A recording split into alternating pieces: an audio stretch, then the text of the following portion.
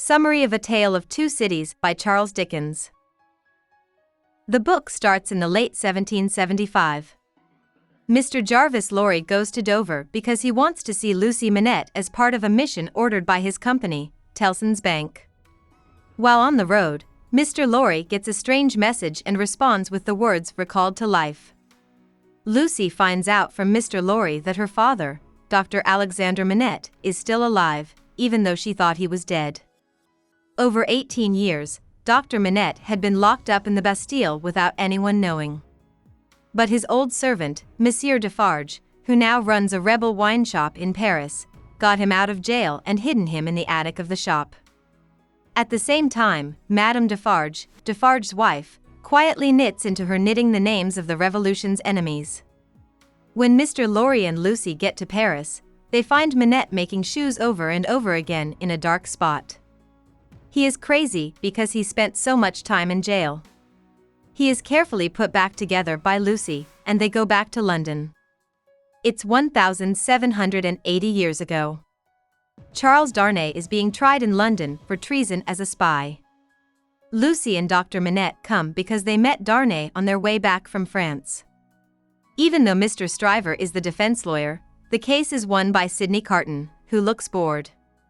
For the major witness's lack of trustworthiness, Carton points out how much he looks like Darnay.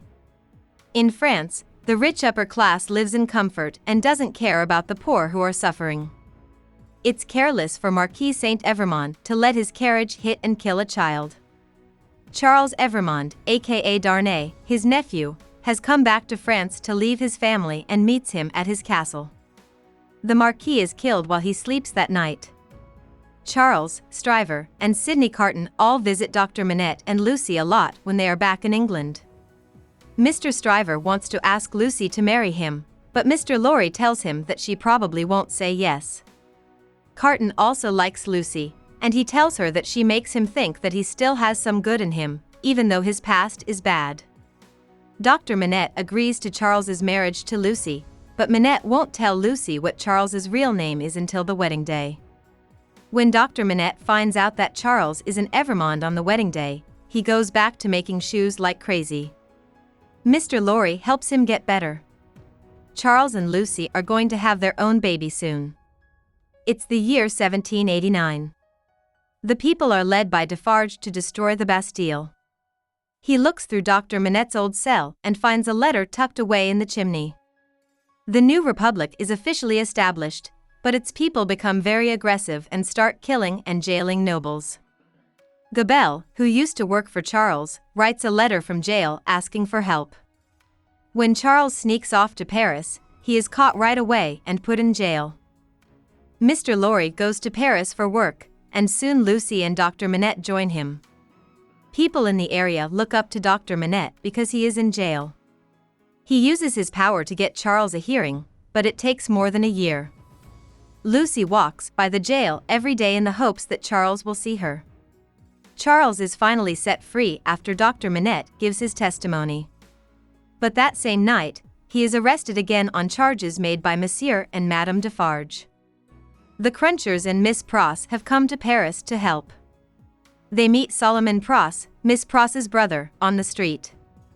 Jerry knows him from Charles's English trial as John Barsad. Sidney Carton also shows up and threatens to put Barsad on trial for being a spy if he doesn't help Charles. At Charles's second hearing, Defarge shows the letter from Dr. Manette from the Bastille. It describes how Charles's father and uncle, the twin Evremond brothers, beat up a poor girl and her brother and then locked up Manette to protect themselves. Charles gets the death penalty and is sent back to jail. Dr. Manette goes crazy when he realizes that his letter has killed Charles. That night, Carton hears Madame Defarge planning to kill Lucie and her daughter at her wine shop. She wants to end the Evremond line. The Evremonds killed some farmers, and it turns out that Madame Defarge was their sister. Carton and Mr. Lorry work together to get everyone in a carriage ready to run away to England. He gets into Charles's jail cell with Barsad's help, gives him drugs, and changes clothes with him. Barsad pulls Charles, who is dressed up, back to Mr. Lorry's carriage, which speeds off for England. She goes to Lucie's room, but Miss Pross stands in her way. The two fight. When Madame Defarge pulls out her gun, she shoots herself by accident. The blast makes Miss Pross deaf for life. Carton says he will hold hands with a young seamstress who has been wrongly charged on his way to the execution in place of Charles.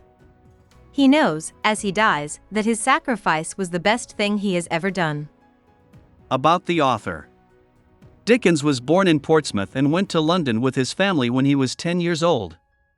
Charles worked long hours at a factory while his father was in jail for a short time for debt. He dropped out of school when he was 15, but he read a lot and learned a lot while working as a law clerk, court reporter, and writer. As a novelist, Dickens was successful right away. He quickly became the most famous author in Victorian England, thanks to his memorable characters, clever humor, and biting social commentary. He was also very well known in the United States, where he did a number of reading trips. He worked hard all the time, making a magazine called Household Words, later called All the Year Round, and writing many great books such as Oliver Twist, Bleak House, Great Expectations, and David Copperfield. He died in 1870 and is buried in Westminster Abbey's Poets' Corner. Hope we summarized it fully and you liked it. Please hit the like button and subscribe to our channel so that we are motivated to create more videos.